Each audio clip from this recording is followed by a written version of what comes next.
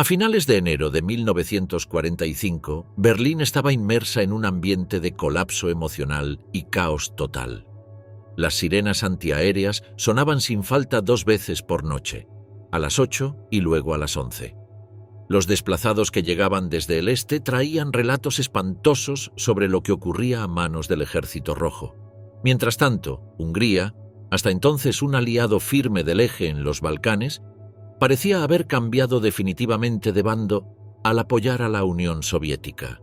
Las noticias sobre el avance veloz de las fuerzas soviéticas sembraban el pánico, y la población ya asumía que el frente oriental se derrumbaba irremediablemente. Entre los soldados comunes circulaba la esperanza de que los soviéticos solo ejecutaran a los oficiales y a los hombres de las SS, mientras que los empleados civiles y los trabajadores intentaban convencerse de que no serían víctimas de represalias por parte del invasor.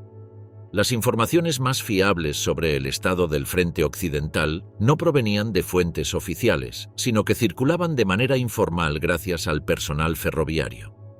Estos trabajadores solían estar mejor informados sobre los avances enemigos que el propio alto mando. A medida que la guerra avanzaba, cada vez más ciudadanos alemanes optaban por arriesgarse y escuchar clandestinamente las emisiones de la BBC, aun sabiendo que una simple denuncia vecinal a la Gestapo podía enviarlos directamente a un campo de concentración. A pesar de ello, muchos seguidores fervientes de Hitler y Goebbels continuaban creyendo ciegamente las versiones difundidas por el Ministerio de Propaganda, conocido como la Promi. El transporte urbano seguía paralizado, lo que obligaba a los trabajadores a sortear los escombros diariamente para llegar a sus puestos. Algunos lograban improvisar refugios en apartamentos cercanos a sus lugares de empleo para evitar los desplazamientos. El saco de dormir se volvió un objeto tan esencial como el abrigo mismo, y las camas portátiles se multiplicaban en las casas de quienes recibían a familiares o conocidos que huían del este o habían perdido su hogar tras los bombardeos en la capital. Entre quienes tenían contactos o recursos, comenzaban a circular planes de fuga de Berlín, impulsados por historias inquietantes sobre propietarios ejecutados sumariamente por tropas soviéticas en Prusia Oriental. Para muchos, resultaba evidente que la nobleza terrateniente y las élites militares eran ahora objetivos prioritarios del Ejército Rojo, que en su retórica igualaba la eliminación del nacionalsocialismo con la destrucción del viejo poder de los Junkers. Quienes intentaban abandonar Berlín debían extremar precauciones, ya que Goebbels había advertido que marcharse sin autorización sería tratado como un acto de traición.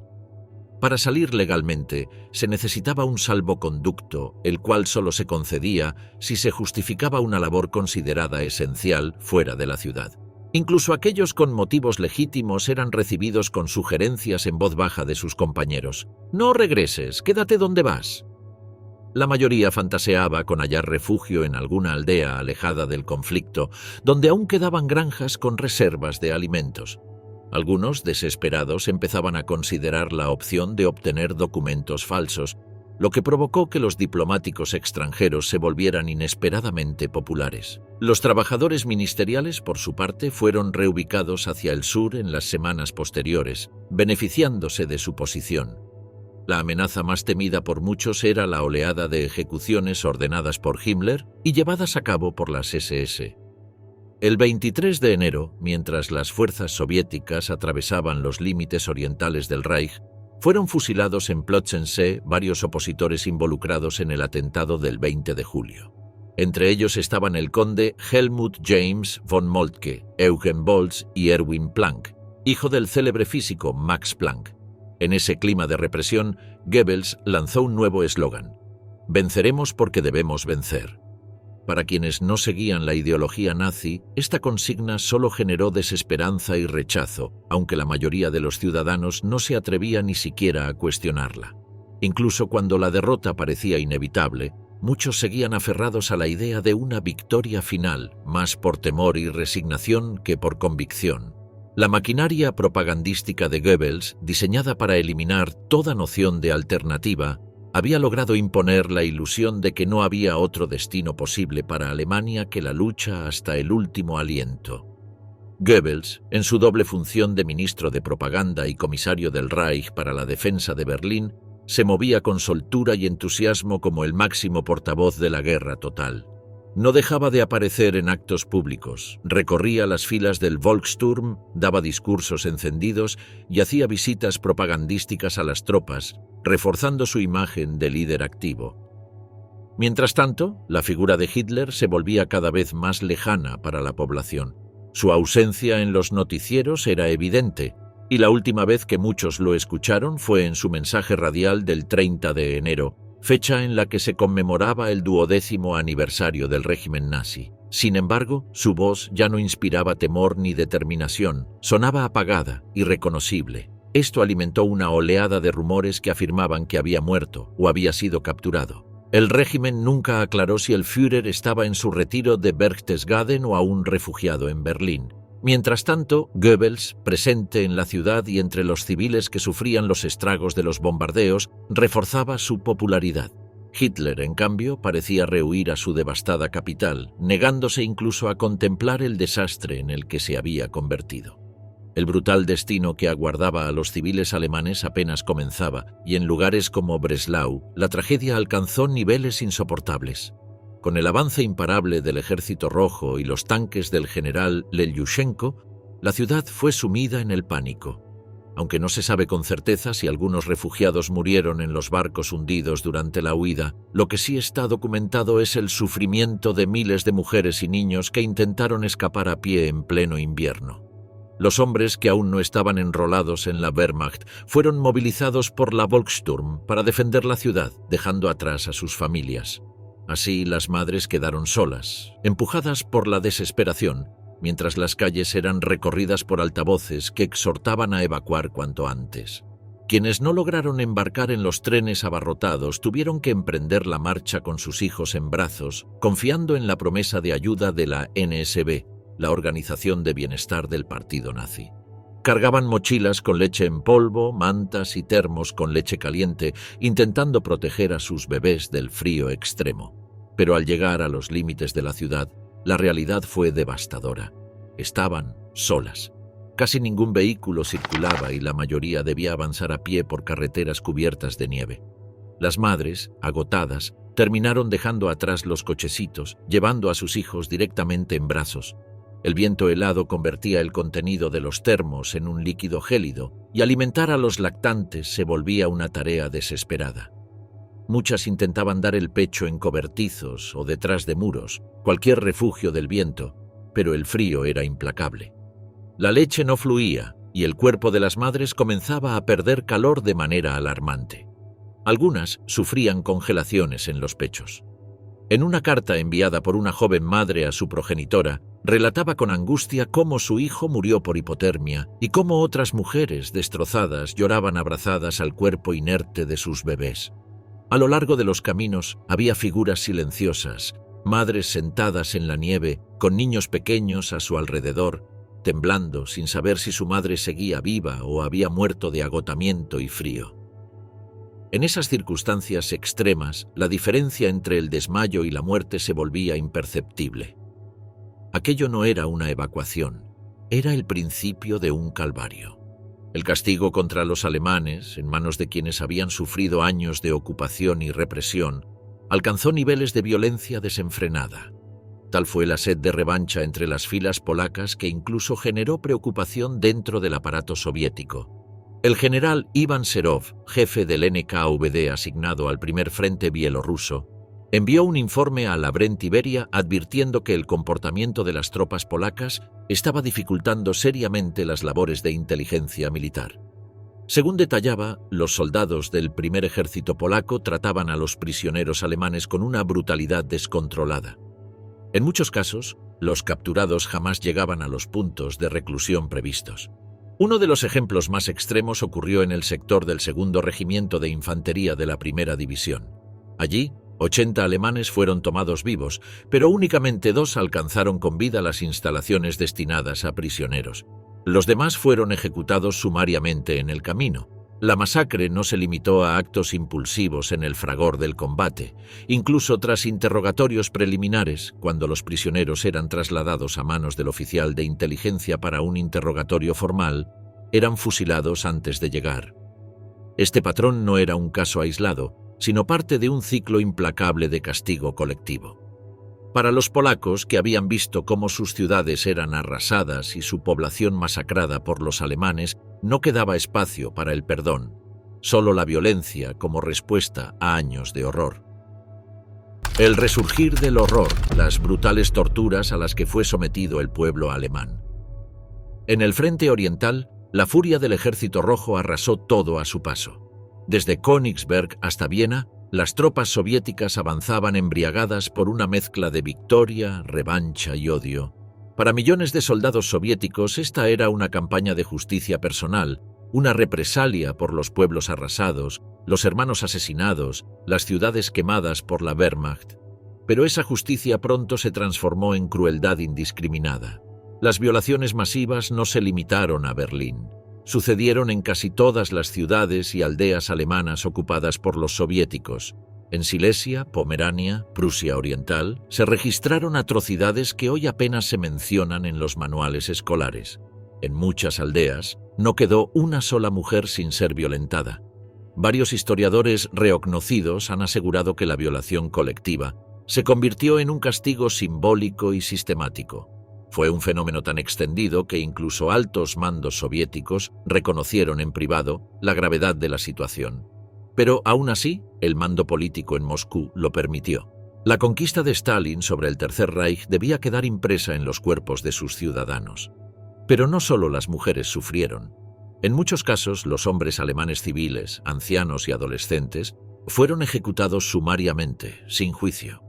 Otras veces fueron deportados al este, hacia campos de trabajo forzado en la Unión Soviética. Muchos de ellos no regresarían nunca. Los niños tampoco escaparon a la brutalidad. Algunos fueron asesinados junto a sus padres y otros, que habían quedado huérfanos durante la guerra o tras la ocupación, fueron abandonados en orfanatos sin identidad ni patria. Las familias se disolvieron entre columnas de humo y columnas de soldados. En la Prusia Oriental, el infierno tomó la forma de un éxodo. Las ciudades costeras como Pillau y Danzig se llenaron de refugiados que intentaban embarcarse hacia el oeste, huyendo del Ejército Rojo. Pero muchos no lo lograron. Los trenes eran bombardeados, los barcos hundidos, los caminos bloqueados por el hielo o por cadáveres. Algunos murieron congelados, otros fusilados por soldados soviéticos. Los que sobrevivieron lo hicieron con el alma mutilada. En el oeste, la ocupación aliada fue distinta, y si bien siempre se ha querido mostrar como un proceso más civilizatorio, realmente no estuvo exento de violencia. Las fuerzas estadounidenses, británicas y francesas encontraron un país en ruinas. Aunque el trato fue menos brutal que en el este, la venganza no estuvo ausente. Se establecieron campos de internamiento para alemanes acusados de colaboracionismo o simple simpatía nazi. En muchos casos, sin juicio ni pruebas. Allí se les negó comida, asistencia médica y dignidad humana. Uno de los episodios más oscuros fue el de los campos de Rheinwiesenlager, de los cuales hablaremos más adelante. En Francia, la situación fue aún más humillante para algunos alemanes.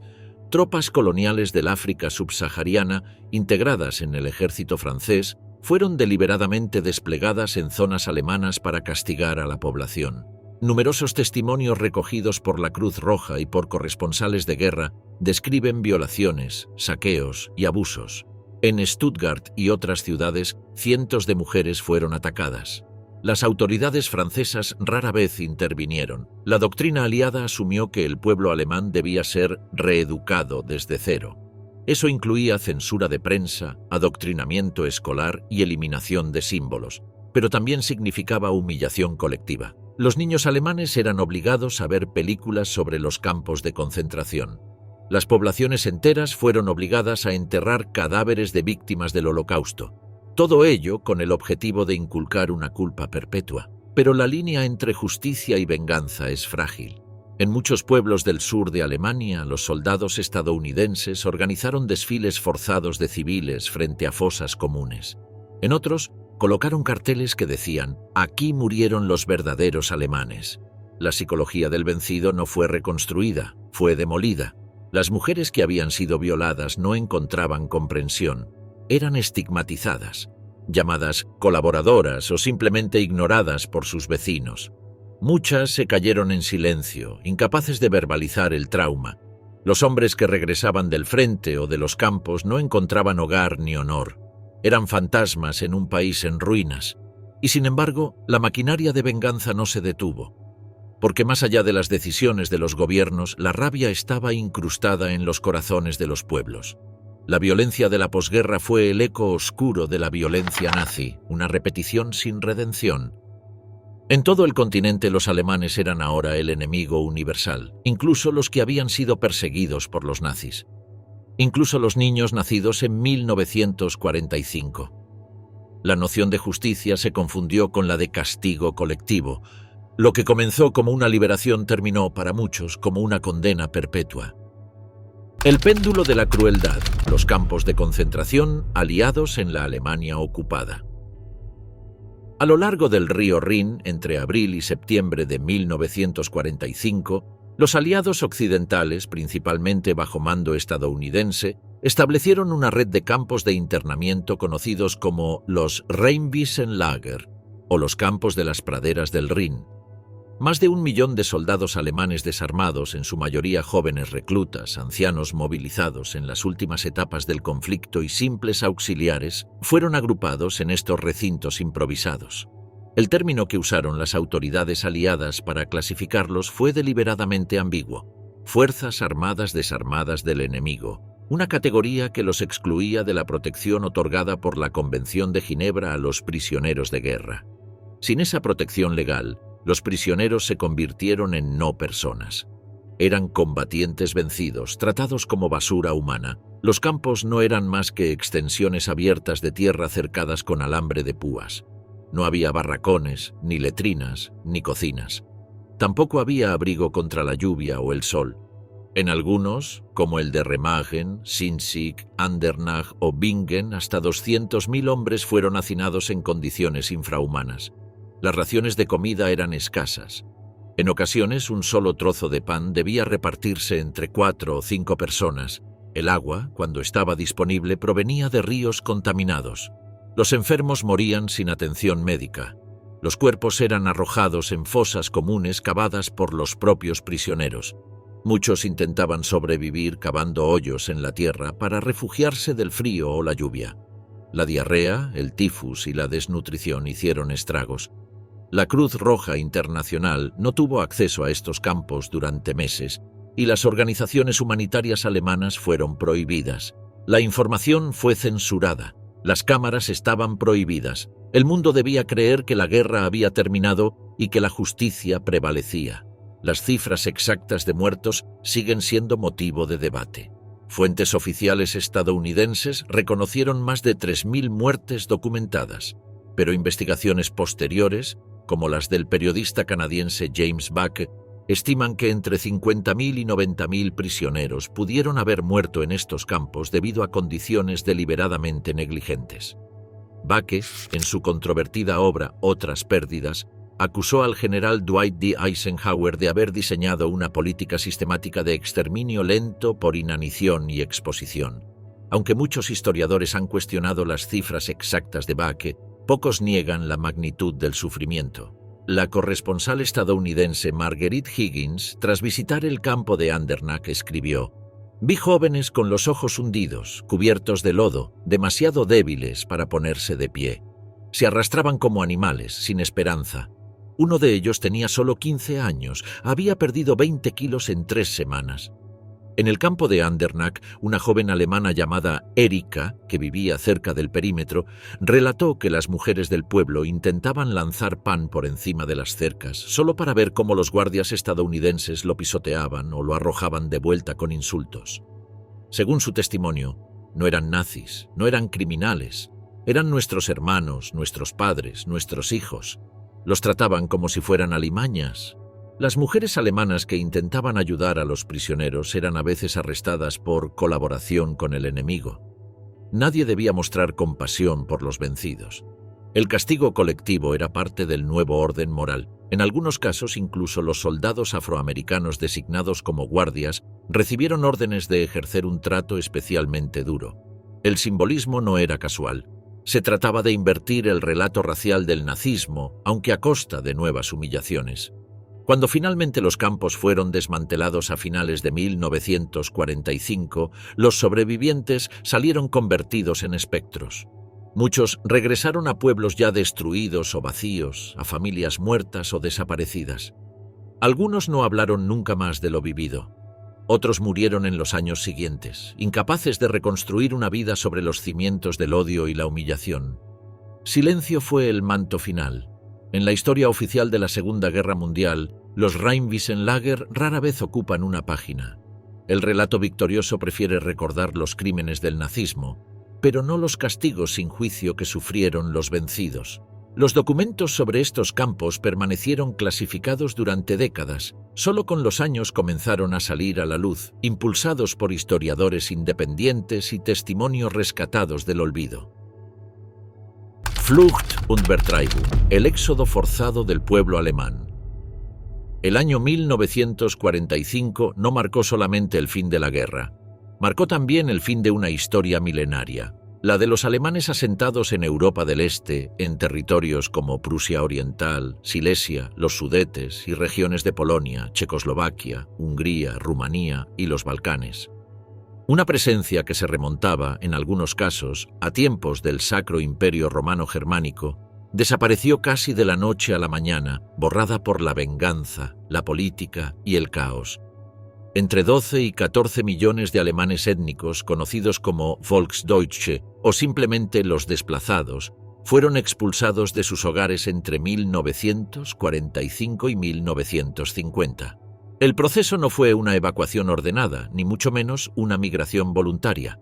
Fue una limpieza étnica encubierta bajo la lógica del castigo colectivo. La orden no fue improvisada. Se discutió en Yalta y se formalizó en la Conferencia de Potsdam, donde las potencias vencedoras acordaron lo que debía ser la transferencia ordenada y humana de las poblaciones alemanas fuera de las nuevas fronteras de Polonia, Checoslovaquia y otros países vecinos. Pero no hubo nada ordenado, y mucho menos humano. En Prusia Oriental, el invierno entre 1944 y 1945 fue el escenario de un éxodo apocalíptico. Huyendo del Ejército Rojo, millones de civiles alemanes abandonaron pueblos enteros en medio del hielo, la nieve y el fuego. Las caravanas de carretas fueron blanco fácil para los aviones soviéticos. Las columnas de refugiados formadas por mujeres, ancianos y niños caminaban entre los cadáveres, algunos congelados de pie como estatuas trágicas en medio del camino. Una joven refugiada escribió en su diario: «Caminábamos sobre cuerpos, algunos niños lloraban por hambre. Otros ya no lloraban, se habían rendido al silencio de la muerte». Uno de los primeros síntomas de la catástrofe por venir fue el hundimiento del barco Wilhelm Gustloff, torpedeado por un submarino soviético en el mar Báltico, que se convirtió en la mayor catástrofe naval de la historia, con más de 9.000 muertos, en su mayoría civiles alemanes que huían del avance rojo. Otros buques como el Goya y el Steuben corrieron la misma suerte. El mar se convirtió en la tumba de una nación errante. La historia del Wilhelm Gustloff es considerada por muchos expertos como la antesala del gran genocidio que sufrirían los alemanes y otros europeos del este a manos de los soviéticos tras la caída del Reich. En el helado mes de enero de 1945, decenas de miles de civiles alemanes intentaban escapar por el mar Báltico en lo que se llamó la Operación Hannibal, una gigantesca evacuación naval organizada por la Wehrmacht. No por altruismo, sino por desesperación. El avance del Ejército Rojo era imparable, y las atrocidades cometidas en Prusia Oriental infundían un miedo paralizante. Entre los buques dispuestos para la evacuación se encontraba el Wilhelm Gustloff. Construido originalmente como un crucero de recreo por el programa Kraft durch Freude del Tercer Reich, el Gustloff fue reconvertido en buque hospital y luego en transporte de tropas. El 30 de enero de 1945 zarpó desde el puerto de Gotenhafen, sobrecargado hasta el absurdo. El buque estaba diseñado para transportar 1.800 personas, pero esa noche llevaba a bordo más de 10.000 almas, entre las que se podían hallar soldados heridos y personal naval, pero sobre todo civiles, mujeres, niños y bebés recién nacidos. La temperatura era de menos 18 grados Celsius. El mar estaba particularmente picado y traicionero, sin mencionar que las rutas estaban plagadas de submarinos soviéticos. A las 21:16, A menos de 30 kilómetros de la costa, el submarino soviético S-13, comandado por Alexander Marinesko, detectó el barco en sus radares y, sin mediar cuestionamiento, disparó 3 torpedos. Todos impactaron. El primero golpeó la proa, el segundo alcanzó los camarotes de las mujeres refugiadas, el tercero destrozó la sala de máquinas. El Gustloff se apagó y en menos de 50 minutos se hundió en el mar helado. No hubo tiempo para salvar casi a nadie. Las balsas eran escasas y las cubiertas resbaladizas. Muchos murieron por la explosión, otros fueron aplastados por la estampida causada por el pánico. Miles cayeron al mar y murieron congelados en cuestión de minutos.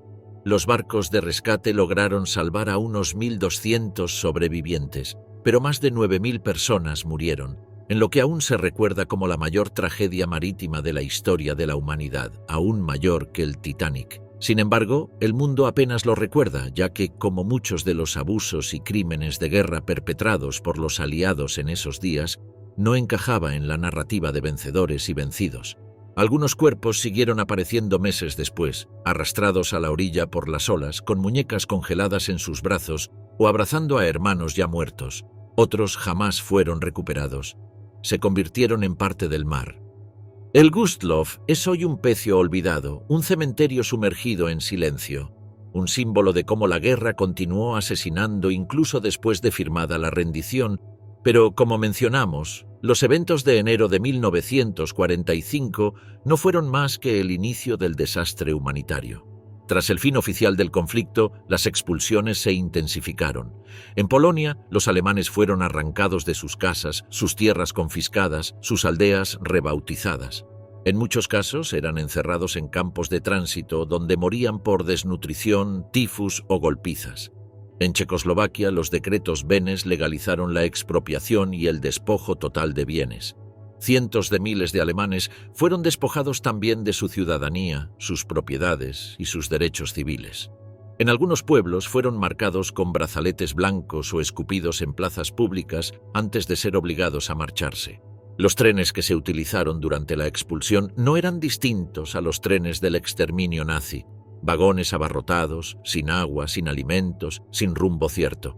Los que sobrevivían al viaje llegaban a una Alemania en ruinas, donde no eran recibidos como víctimas, sino como una carga incómoda. En Hungría, Rumanía y Yugoslavia, el patrón se repitió.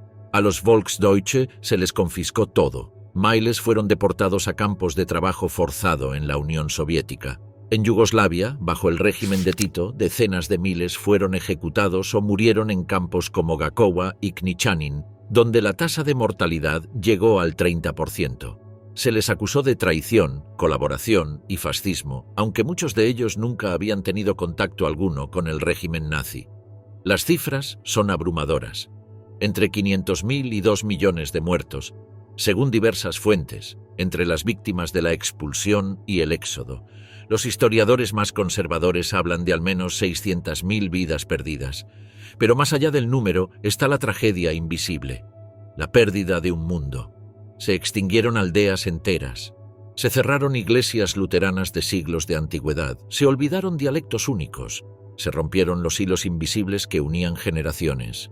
En muchas regiones de Europa Central, los vestigios de la cultura alemana fueron borrados como si nunca hubieran existido. Los soviéticos no solo buscaban expulsar a los alemanes, sino que también querían erradicar su historia y su cultura. Las nuevas generaciones crecieron sin saber qué ocurrió. Las víctimas fueron silenciadas por la narrativa oficial del bien contra el mal, y la palabra vergüenza se convirtió en una losa compartida por todos los alemanes, sin distinguir culpables de inocentes. En la Alemania de posguerra, los desplazados fueron conocidos como los Heimatvertriebene, es decir, los desterrados. Se les alojó en ruinas, en graneros, en barracones abandonados. Algunos fueron rechazados por los propios alemanes occidentales que los consideraban bárbaros orientales. Otros ocultaron su origen, su acento, su dolor. Durante años, su tragedia fue un tabú.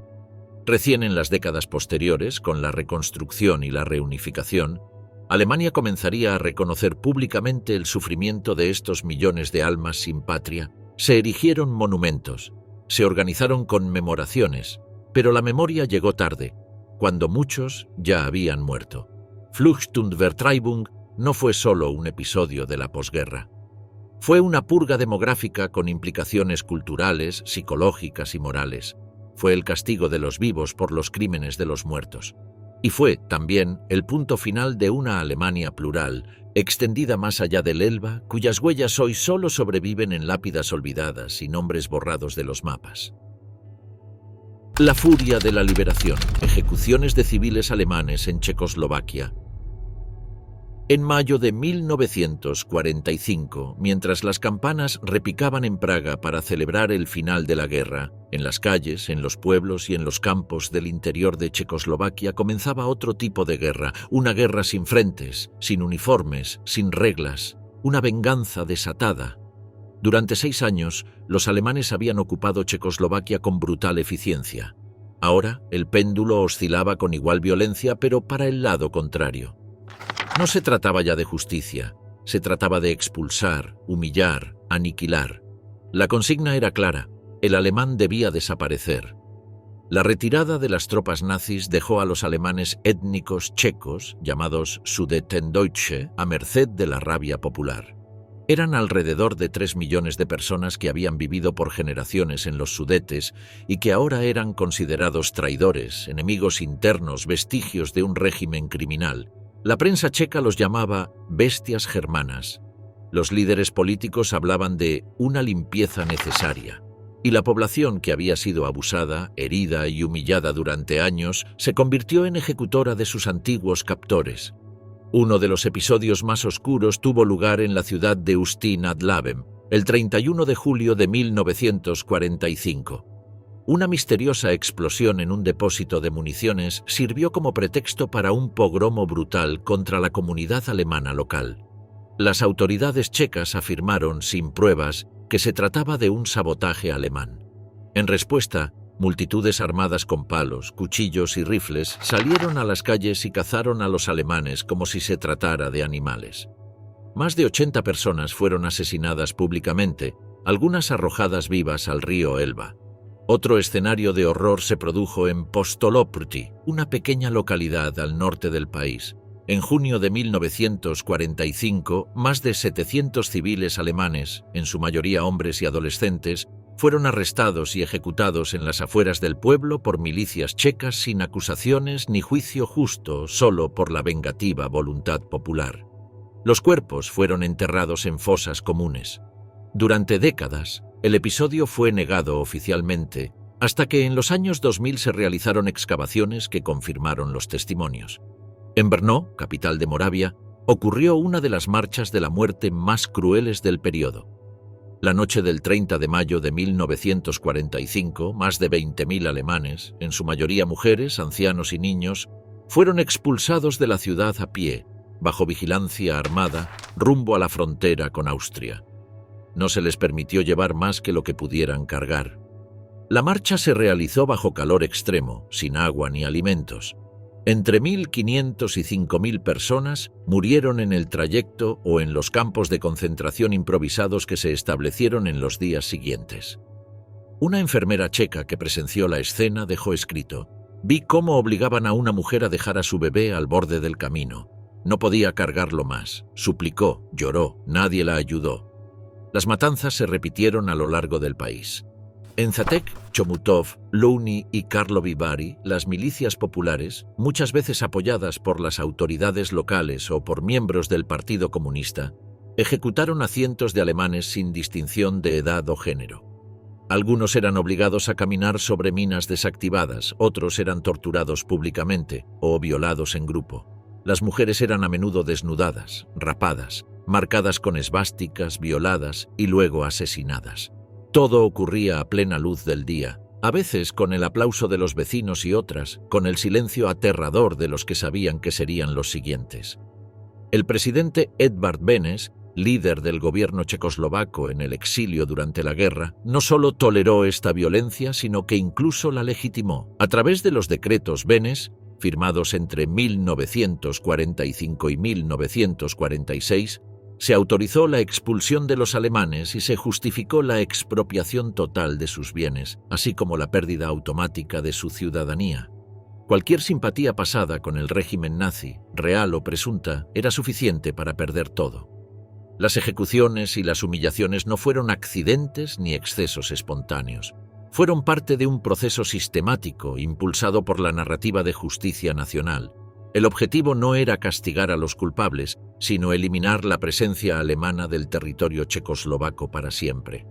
La prensa nacional hablaba de purificación, higiene moral y reparación histórica, pero lo que se vivía en las calles era linchamiento étnico. Con el paso de los años, los pocos sobrevivientes que lograron escapar con vida callaron o emigraron. Las tumbas fueron ocultas, los crímenes silenciados, y la historia oficial checoslovaca se escribió sin esas páginas. Solo décadas después, con la apertura de archivos y el testimonio de testigos envejecidos, comenzó a emerger la otra cara de la liberación. Piedra sobre piedra, los bombardeos sobre Hamburgo y la aniquilación aérea de Alemania. Para la primavera de 1945, la guerra ya estaba perdida para Alemania. El Tercer Reich se derrumbaba desde dentro. El Ejército Rojo cercaba Berlín. Las tropas estadounidenses y británicas cruzaban el Rin. Hitler se ocultaba en su búnker y, sin embargo, desde el cielo, la destrucción no cesaba. La Luftwaffe yacía en ruinas. La defensa aérea alemana desarticulada. Pero las formaciones aliadas continuaban llegando noche tras noche, día tras día.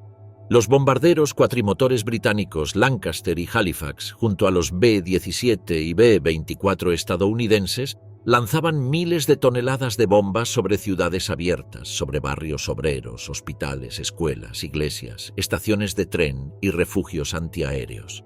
Esto no se trataba de un error, sino de una insidiosa estrategia. Desde 1942, los aliados habían adoptado una doctrina conocida como bombardeo moral, concebida por figuras como Arthur Harris, comandante del Bomber Command británico. La teoría era simple y brutal: sembrar el terror entre la población civil, quebrar la moral, destruir toda capacidad de resistencia, incluso espiritual. En 1943, Hamburgo había sido ya víctima de la famosa Operación Gomorra, una serie de ataques que dejaron más de 35.000 muertos y redujeron barrios enteros a polvo. Pero en 1945, cuando todo estaba perdido, los bombardeos regresaron. Esta vez, sin la necesidad de utilizar objetivos militares o estratégicos como pretexto, era un castigo puro y duro. El 8 de abril de 1945, una oleada de más de 500 bombarderos británicos sobrevoló Hamburgo, arrojando más de 3.000 toneladas de explosivos y bombas incendiarias. El objetivo era acelerar el colapso. Lo que dejaron atrás fue una ciudad fantasma, un cráter humeante sobre los restos de una metrópoli que, años atrás, había sido un símbolo del comercio y la cultura alemana. Las bombas no distinguían entre soldados y civiles. Cayeron sobre hospitales llenos de heridos, sobre asilos de ancianos, sobre refugios improvisados donde niños dormían en el suelo. Las bombas incendiarias provocaban torbellinos de fuego, alimentados por el oxígeno succionado desde los sótanos. Las temperaturas alcanzaban los 1000 grados Celsius, el asfalto se derretía. Las personas se quemaban vivas o morían asfixiadas al abrir la puerta del refugio y respirar el aire sobrecalentado. Más de 20.000 personas murieron en Hamburgo solo en los bombardeos de marzo y abril de 1945. La mayoría civiles. Muchos ancianos, mujeres, niños. Otros prisioneros de guerra aliados o refugiados alemanes que huían del este. Irónicamente, muchos de los muertos no eran nazis ni soldados, sino víctimas de los propios crímenes del régimen que ahora pagaban con sus vidas. Pero Hamburgo no fue la única. Dresde, Würzburg, Pforzheim, Kassel, Hildesheim, Halberstadt, Leipzig, Potsdam y decenas de otras ciudades menores fueron borradas del mapa. El 13 de febrero de 1945, Dresde, una ciudad sin importancia militar directa, sin grandes fábricas ni concentraciones de tropas, fue atacada por más de 1.200 aviones. Las bombas incendiarias convirtieron el centro barroco de la ciudad en un horno. Murieron entre 25.000 y 35.000 personas en una sola noche. La gran mayoría, refugiados y civiles desarmados. Los cuerpos quedaron calcinados, irreconocibles, apilados en plazas abiertas antes de ser enterrados en fosas comunes. En Pforzheim, El 23 de febrero de 1945, en apenas 20 minutos, murieron más de 17.000 personas. La ciudad tenía 65.000 habitantes.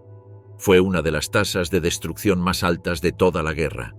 Algunos de los ataques se realizaron incluso después de la rendición de facto de las tropas alemanas en ciertas regiones, cuando ya no existía ninguna amenaza estratégica.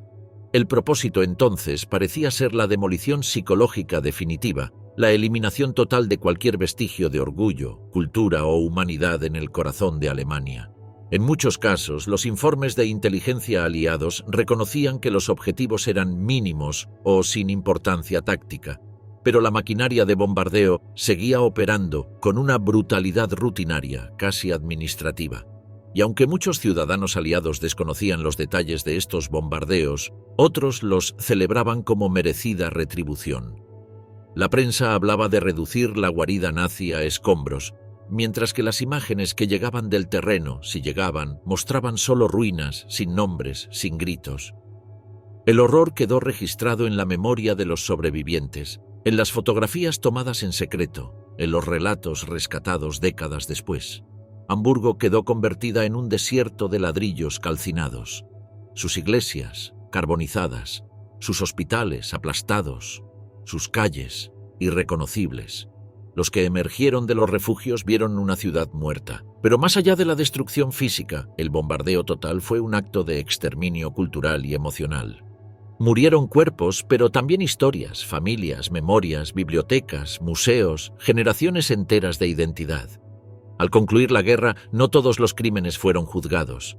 Algunos quedaron envueltos en el humo de la victoria. Pero las cenizas de Hamburgo, de Dresde, de tantas ciudades alemanas siguen hablando. Sus muertos no gritan, arden en silencio.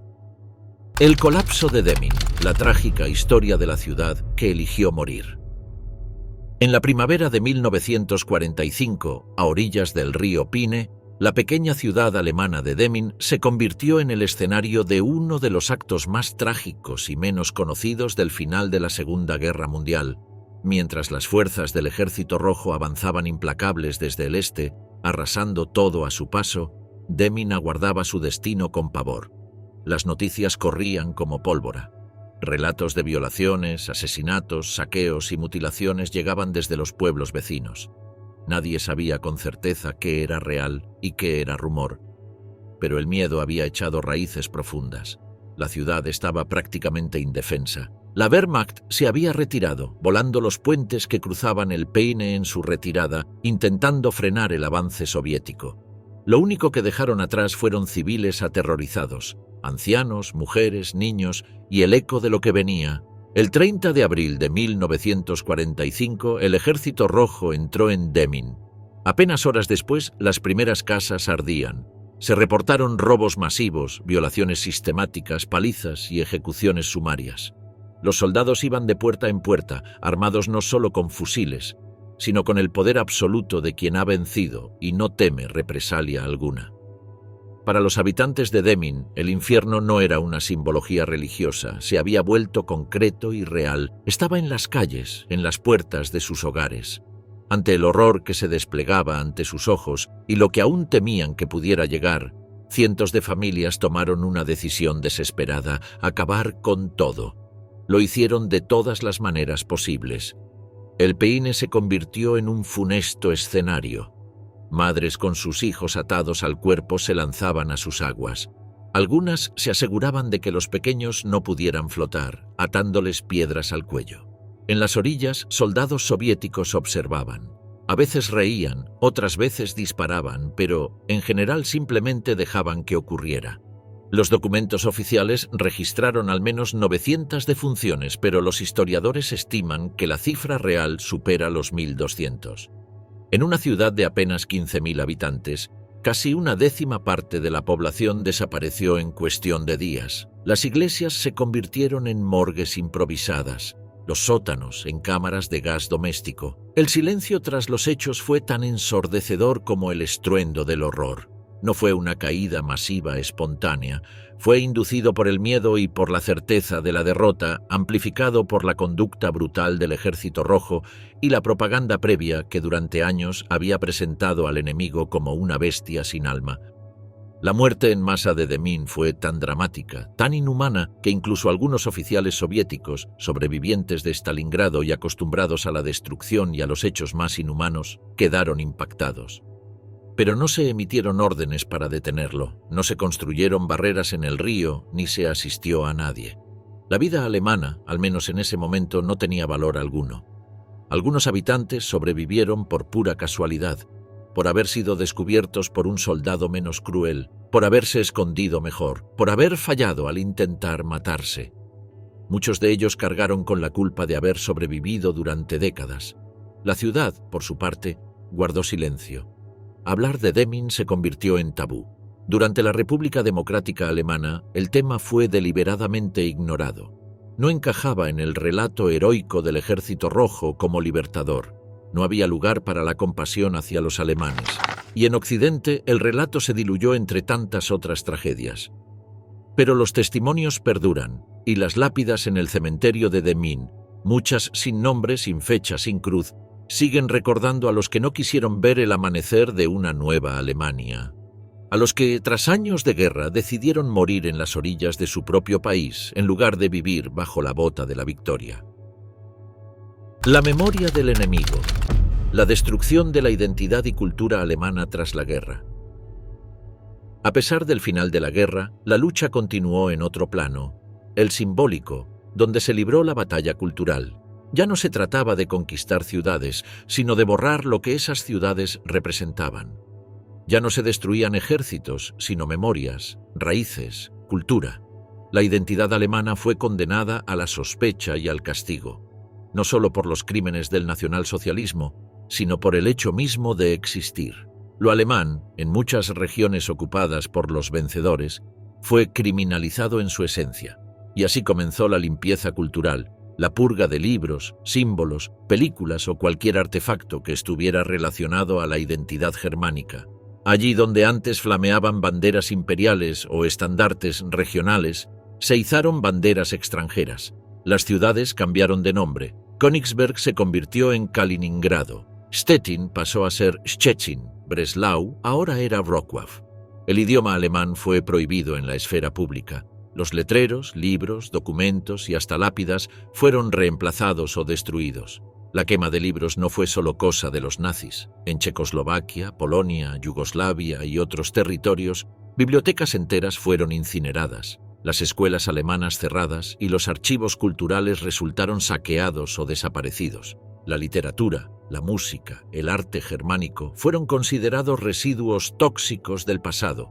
Un informe del gobierno checo de 1946 detalla que se destruyeron más de 2 millones de libros en alemán en Bohemia y Moravia por considerarse instrumentos de propaganda germánica.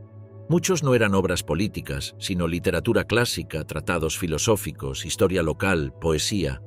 Todo lo que hablara en la lengua del derrotado fue reducido a cenizas. Las iglesias fueron profanadas, cientos de monumentos fueron volados o derribados en festejos públicos, los cementerios de familias alemanas fueron arrasados o, aún peor, saqueados.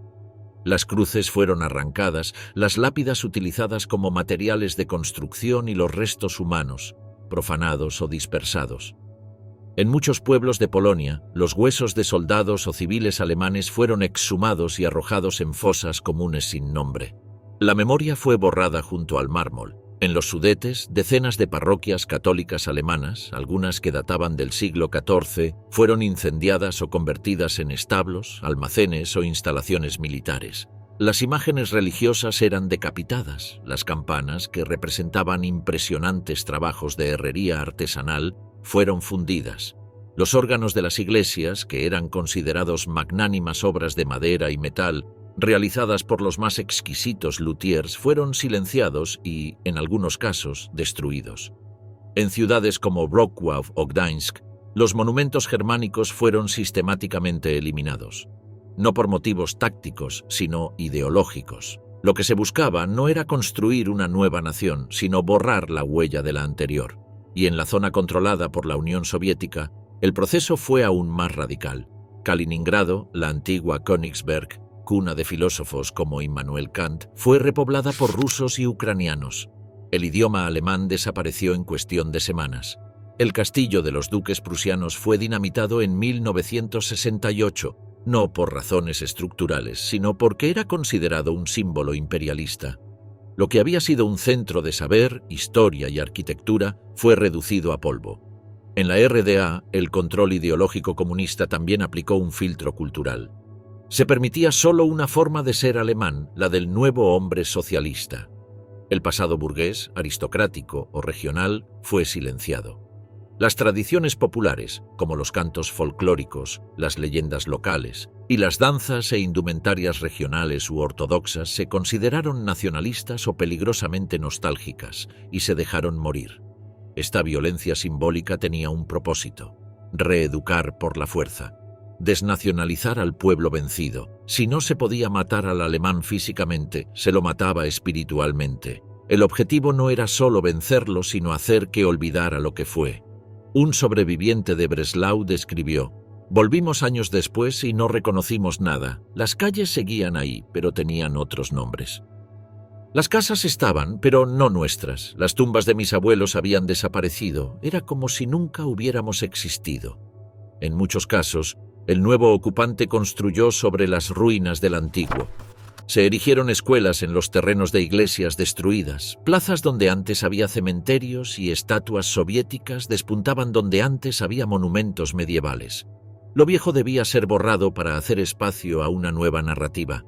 Este tipo de violencia, invisible y lenta, es una de las más devastadoras, porque no deja cicatrices físicas, sino que solo deja ausencia y desarraigo. Los niños nacidos en el exilio crecieron sin saber dónde quedaban las casas de sus abuelos. Los dialectos regionales desaparecieron, los apellidos fueron deformados, las costumbres ridiculizadas o proscritas. Lo alemán, para muchos, se convirtió en algo que debía ser escondido para sobrevivir. Pero tras tanto horror, luego de que los nazis fueran juzgados y proscriptos de la vida política europea, poco a poco, los alemanes comenzaron a reconstruirse, primero por su identidad y luego a través de sus ciudades. Y si un grupo fue responsable de rescatar el espíritu alemán del ostracismo y el olvido, esas fueron las Trümmerfrau. Las madres de la nueva Alemania, Trümmerfrauen, las mujeres de los escombros que reconstruyeron una nación. Cuando el polvo de la guerra se asentó sobre Alemania, la nación estaba en ruinas. No solo en sentido literal, sus ciudades eran esqueletos calcinados de lo que alguna vez fueron, pero también su espíritu, su identidad, su alma colectiva, yacían hechas pedazos. Berlín, Hamburgo, Dresde, Múnich, Frankfurt, ciudades enteras reducidas a escombros, con calles irreconocibles, sin servicios básicos, sin transporte, sin comida. Alemania no solo había perdido la guerra, había perdido su identidad e historia. Y en ese paisaje de devastación, la figura que emergió para reconstruir lo irrecuperable no fue la del soldado, ni la del político, ni la del ingeniero. Fue la de la mujer común. Fue la Trümmerfrau, que significa literalmente mujer de los escombros. Y eso fue lo que fueron. Decenas de miles de mujeres alemanas de entre 15 y 60 años, muchas de ellas viudas, solteras o con sus maridos desaparecidos en el frente o en cautiverio, asumieron la tarea titánica de levantar a Alemania con sus propias manos. El Estado había colapsado, todo el país había sido ocupado por distintas fuerzas y la administración aliada se centraba en el desarme, en la desnazificación, en la contención del caos. Pero nadie reconstruía las casas, las escuelas, las calles. Nadie removía los cadáveres bajo las ruinas, ni los ladrillos rotos, ni los tejados hundidos. Así que lo hicieron ellas, sin maquinaria, sin herramientas modernas, sin ayuda institucional. Armadas con palas, cubos, carretillas y con una voluntad férrea, comenzaron a quitar piedra por piedra, polvo sobre polvo, separando los escombros útiles de los irrecuperables. Los ladrillos intactos eran limpiados uno por uno para reutilizarlos. Cada trozo de madera o metal era reciclado y así, poco a poco, las ruinas de las ciudades caídas se convirtieron en la materia prima de la nueva nación. A veces lo hacían organizadas por cuadrillas comunales, otras veces simplemente por iniciativa vecinal, pero en cada rincón de Alemania, en las zonas ocupadas tanto por Occidente como por la Unión Soviética, las Trümmerfrauen se convirtieron en la columna vertebral de una reconstrucción no planificada, pero vital. La imagen era brutal, mujeres cubiertas de polvo, con harapos como ropa, los cabellos recogidos, las manos en carne viva. No eran obreras profesionales. Muchas eran maestras, enfermeras, esposas de clase media, artistas, madres jóvenes. Habían vivido una guerra, sobrevivido a bombardeos, violaciones, pérdidas y hambre. Y aún así, ahí estaban, cargando piedras. Una de ellas recordaría décadas después: teníamos que limpiar Berlín. Nadie lo iba a hacer por nosotras, no teníamos nada que perder, ya habíamos perdido todo. La vida diaria de una Trümmerfrau era tan dura como la guerra misma. Se trabajaba desde el amanecer hasta el atardecer, sin pausas, sin sueldo al principio, solo por un plato de sopa o un pan negro. Bajo la lluvia o el sol, entre ratas y cadáveres, entre paredes a punto de colapsar. La tuberculosis y otras enfermedades respiratorias eran comunes. Los aliados reconocieron su labor parcialmente. En algunos casos fueron reclutadas oficialmente por las autoridades militares para limpiar ciudades destruidas. En Berlín, por ejemplo, más de 60.000 mujeres participaron en la remoción de escombros en los primeros años de posguerra. En ciudades más pequeñas ese número alcanzó proporciones aún mayores en términos relativos, pero su papel fue minimizado en la narrativa oficial durante décadas. En Alemania Occidental el foco se colocó en el milagro económico, en el liderazgo político, en la recuperación industrial. La mujer fue relegada al rol de madre y esposa nuevamente. Pocas veces se reconoció su rol como pionera de la reconstrucción física del país. En la Alemania Oriental, en cambio, el régimen socialista sí promovió la imagen de la Trümmerfrau como heroína obrera, símbolo de la nueva sociedad sin clases. Monumentos fueron erigidos en su honor, aunque no siempre con fidelidad a los hechos. Las ciudades comenzaron a respirar de nuevo gracias a ellas. Las calles fueron despejadas, los edificios reconstruidos y las escuelas reabiertas. La vida renació de entre los cascotes. La Trümmerfrau no solo reconstruyó edificios, su trabajo le devolvió la dignidad a un pueblo que había sido humillado y vulnerado por propios y extraños. En una época donde ser alemán era sinónimo de culpa y donde las mujeres eran vistas como víctimas colaterales o sobrevivientes silenciosas, ellas demostraron una capacidad de resiliencia, sacrificio y fortaleza que el mundo no supo o no quiso ver. No se rebelaron, no protestaron, no empuñaron armas. Pero reconstruyeron una nación con las manos desnudas, y lo hicieron en silencio, prescindiendo de aplausos, medallas o estatuas, porque en esa Alemania vencida lo heroico ya no se celebraba. Los últimos galardones que se habían festejado estaban relacionados al Holocausto. Realmente nadie estaba de humor para reconocimientos suntuosos. No obstante, hasta el día de hoy se pueden encontrar en algunas ciudades pequeñas placas que recuerdan a las Trümmerfrauen. Algunas esculturas y algunas calles llevan su nombre, pero su mayor monumento es el país que ayudaron a reconstruir, piedra a piedra, con dolor y coraje. Donde hubo ruina, levantaron hogar, supieron reemplazar la desesperación por una renovada perspectiva de futuro. Eran mujeres sin voz, sin poder, sin armas, y sin embargo, fueron las que más hicieron por una Alemania nueva que después del horror eligió no perecer, sino levantarse. Renacer dos veces. La división de Alemania entre Oriente y Occidente y la creación del Muro de Berlín.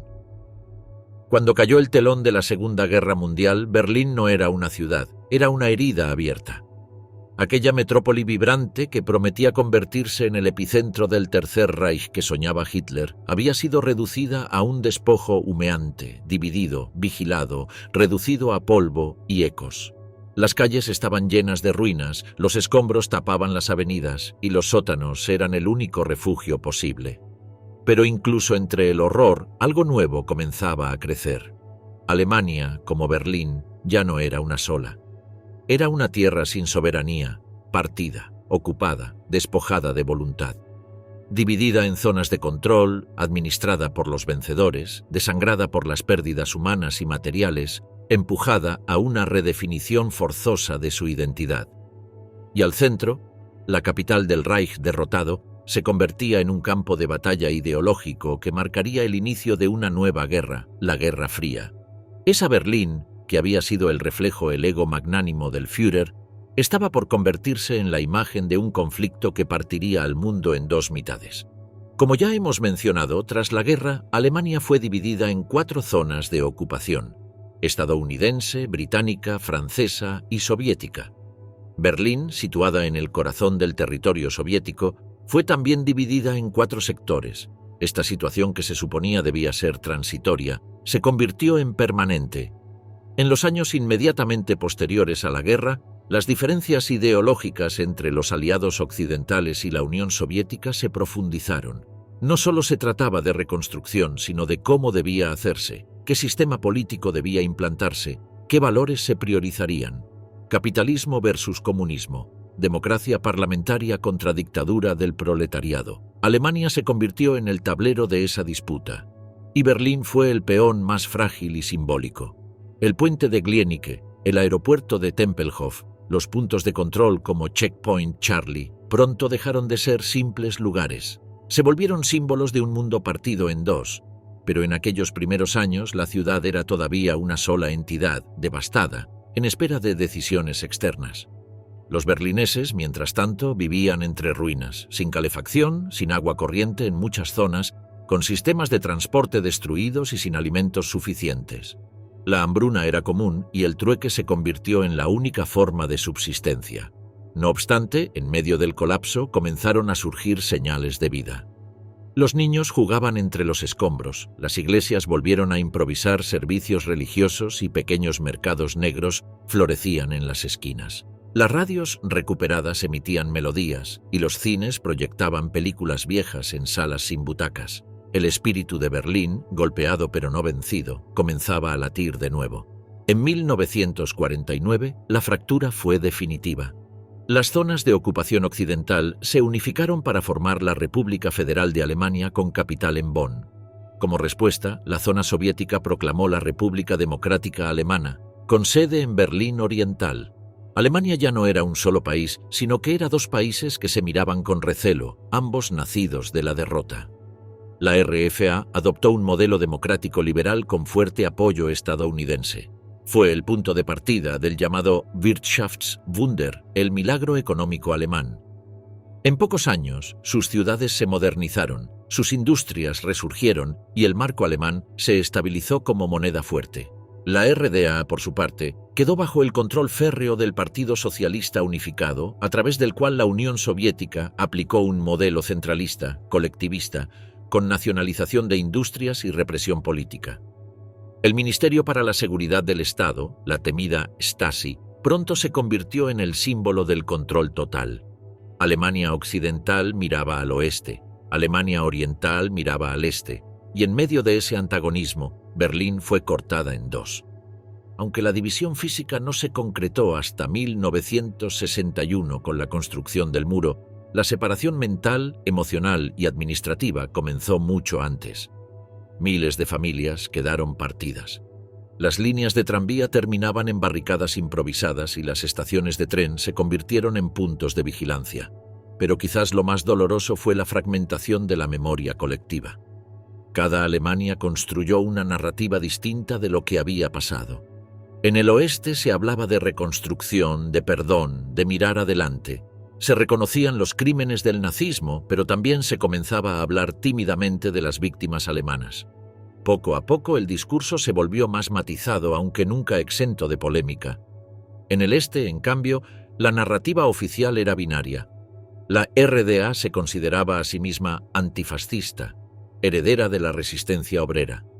Los crímenes soviéticos, las deportaciones masivas, las violaciones, la represión, fueron silenciados. El dolor alemán no existía, salvo el del proletariado. Las Trümmerfrauen, por ejemplo, fueron exaltadas como heroínas del socialismo, pero no como víctimas del colapso nacional. Pese a todo, Alemania resurgió.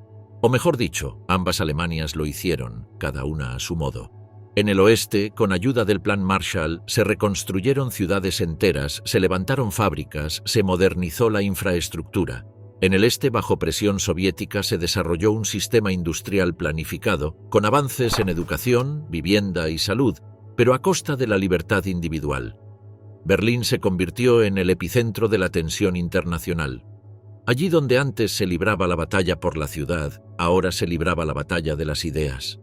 La ciudad dividida era un símbolo mundial, un lugar donde la Guerra Fría tenía rostro humano. Y sin embargo, la herida nunca se cerró del todo. El sufrimiento de millones de civiles alemanes, las expulsiones, las violaciones, las matanzas, fueron ignoradas durante décadas. En parte por vergüenza, en parte por imposición externa, en parte por miedo a despertar demonios dormidos. No fue sino hasta la caída del muro en 1989 y la reunificación en 1990 que comenzó un verdadero proceso de memoria. Lentamente, Alemania empezó a mirar no solo hacia el futuro, sino también al pasado completo, con toda su complejidad, con todas sus sombras y todas sus víctimas. Pese a todo, Alemania resurgió, dejando atrás sus pecados y los abusos que sufrió. Pero la historia dejó cicatrices que aún hoy laten bajo el concreto. En los barrios donde una vez las mujeres retiraron escombros, hoy hay cafés y galerías. En las plazas donde se borraron monumentos, hoy hay placas de memoria. Y en las mentes de sus ciudadanos, la idea de identidad sigue siendo un rompecabezas, uno construido piedra por piedra desde el trauma. Porque aún se pueden visitar los campos de concentración donde se llevó a cabo el mayor genocidio de la humanidad, pero también reconocemos que pagaron inocentes por culpables y la memoria debe abarcar a todas las víctimas y no solo a aquellas que el poder quiere resaltar.